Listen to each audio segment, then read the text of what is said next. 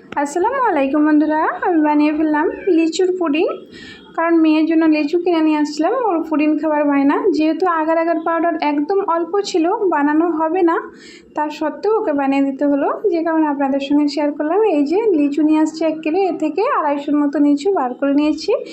এটাকে মিক্সিং জারে গ্রেট করে নেব, এই যে দেখতেই পাচ্ছেন। তারপরে এটাকে আমি ছেঁকে নেব ছাঁকনির সাহায্যে। নিয়ে দুভাগে ভাগ করে নিয়ে এক ভাগটাকে আমি 1 চামচ আগার আগার পাউডার দিয়ে ফুটিয়ে জাল করে ঠান্ডা করে রেখে দেব, মানে ওটা সেট হওয়ার জন্য। এই যে হয়ে গিয়েছে দেখতেই পাচ্ছেন। এটাকে এবারে অল্প 2 চামচ আমি চিনি দিয়েছি, দিয়ে এটাকে সেট করে রেখে, যেহেতু পুডিং একটু মিষ্টি মিষ্টি হলে ভালো লাগে। এই যে দেখতেই পাচ্ছেন বসে গিয়েছে, প্রায় 10 মিনিটেই বসে গিয়েছে এটা। আমি তো ভেবেছিলাম এটা সেট হবে না, যেহেতু এটা local powder, agar agar powder, তো হয়ে গিয়েছে।